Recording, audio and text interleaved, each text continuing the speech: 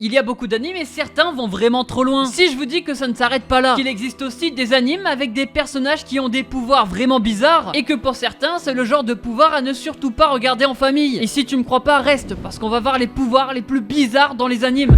Ces animes au concept fou. Akiba Strip The Animation, tu connais peut-être parce qu'il a un scénario assez particulier. L'histoire va se passer dans le quartier commercial d'Akabara, une zone envahie par des créatures qui s'appellent des Saint-Easter, ou des vampires, ou des hommes qui boivent du sang, ou des Dracula, ou des Robert Pattinson, des Twilight, des... Bon ça va, on a compris là. C'est des créatures qui possèdent un seul point faible, l'exposition directe aux rayons du soleil. Ça veut dire que pour les tuer, il faudra, tiens-toi prêt, arracher leurs vêtements. D'ailleurs, nous on suit l'aventure de Tamotsu, le perso principal qui va se retrouver mêlé à tout ça par hasard. Il va faire du shopping tranquillement avec sa sœur dans le quartier et c'est là qu'il va se faire attaquer par l'une de ces créatures. Heureusement, il va se faire sauver par une fille qui se bat avec une batte de baseball. Ça va être sa première rencontre parce que peu de temps après, le perso principal va se faire tuer. Puis heureusement, la fille avec la batte de baseball qu'il avait croisée auparavant va le ressusciter, mais elle deviendra maintenant un Bugged One, les mecs qui se battent contre les vampires. Bon, j'avoue, c'est le seul anime où c'est pas vraiment leur pouvoir à proprement parler, mais leur pouvoir leur sert juste à faire ça pour pouvoir vaincre les vampires. Bon, on va pas se mentir, l'anime il part quand même dans un fanservice extrême. De toute façon, on l'avait remarqué au titre, c'est fanservice extrême The Animation.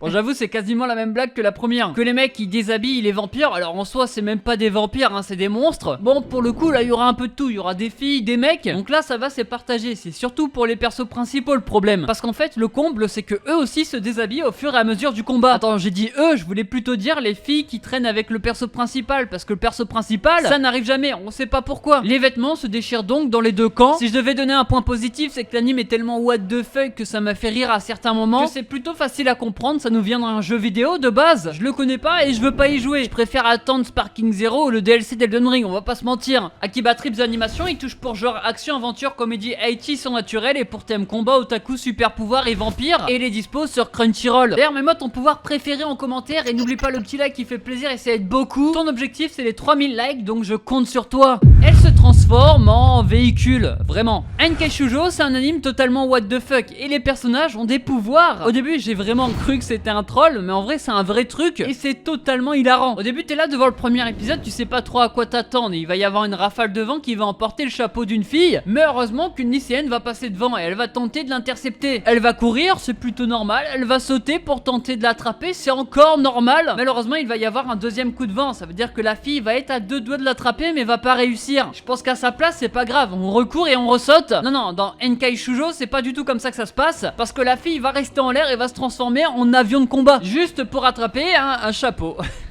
En fait, il n'y a pas que elle, il existe plein d'autres femmes, Enkei Shujo, on les appelle. C'est des filles qui possèdent un pouvoir incroyable, se transformer en véhicule. Ça pourrait être le scénario d'un... même pas un dessin animé en fait. Heureusement, ça dure pas 20 minutes, hein. Ça dure 1 minute chaque épisode et il y a que 5 épisodes. C'est pas un épisode là, c'est un épisode... un épisode qui va vite quoi.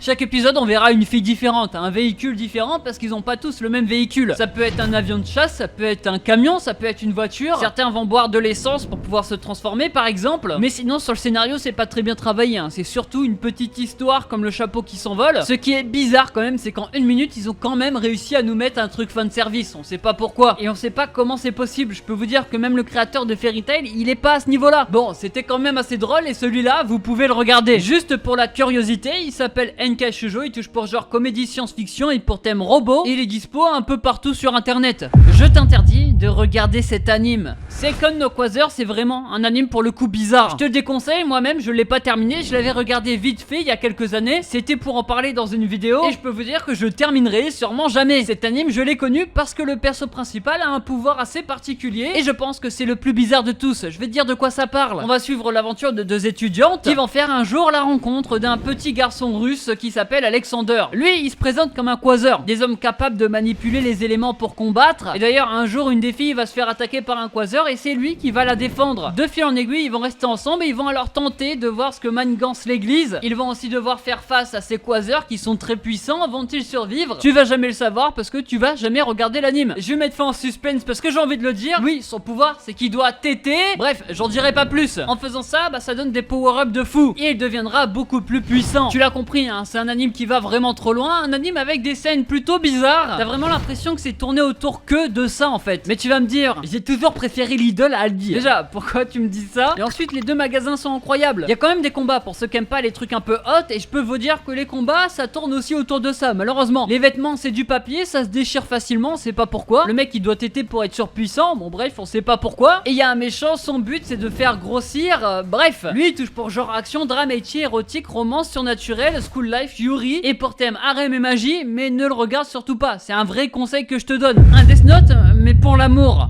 Renai Bukun, t'en as peut-être entendu parler, et pour le coup cet anime est sympa. On suivra l'aventure d'une cupide qui s'appelle Guri, qui elle a un Kiss Note. Bon, c'est un peu comme le Death Note, c'est un carnet assez puissant, mais lui fait éprouver des sentiments réciproques à deux personnes. Sauf qu'il y a quand même des risques, sinon ça serait trop facile. Si les deux personnes qui ont eu leur nom écrit dans le Kiss Note ne s'embrassent pas dans les 24 heures qui suivent, et bah ils décèdent, tout simplement, parce que c'est Guri qui possède le carnet, mais elle ne sait pas guérir de ça en fait. C'est nul. Bon, on va retirer la blague.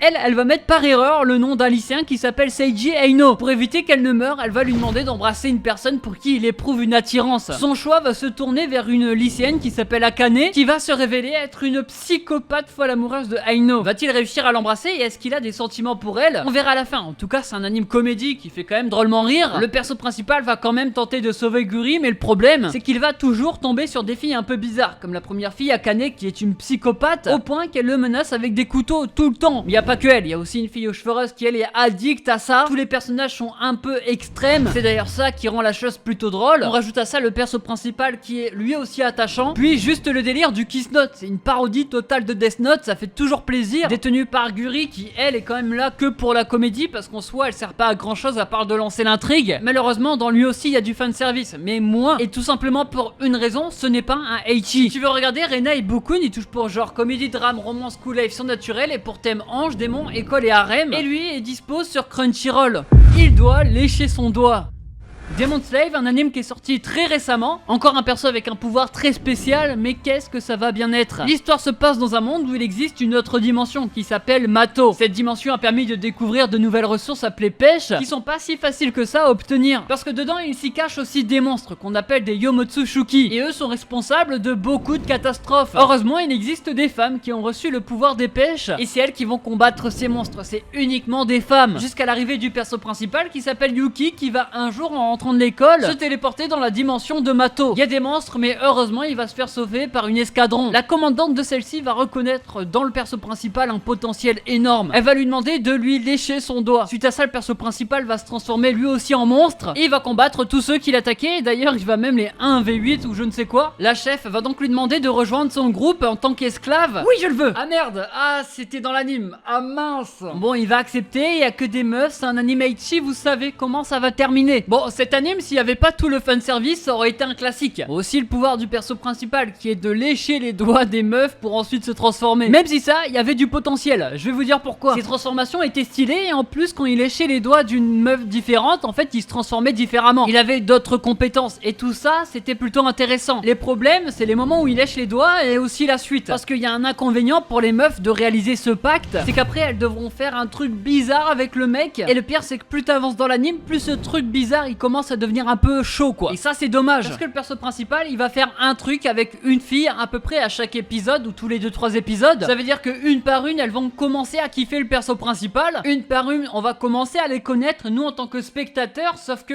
une par une on va voir des scènes bizarres avec elle. Cet anime est plutôt correct et c'est dommage parce que si t'enlevais toutes les scènes bizarres ça aurait pu être un 8 ou voire un 9 sur 10. Demon Slave il touche pour genre action, aventure, comédie, drame, ecchi, fantasy, romance, shonen et pour thème harem et monstres, et il est dispo sur ADN. Bref, c'était Rush Manga, je vous ai parlé de ces pouvoirs vraiment bizarres dans les animes. Comme d'hab, le petit like si t'as aimé, ça fait plaisir et ça aide beaucoup, et en commentaire tu vas me mettre ton pouvoir préféré dans les animes. Nous on se retrouve dimanche pour une prochaine vidéo, c'était Rush Manga et ciao bye bye.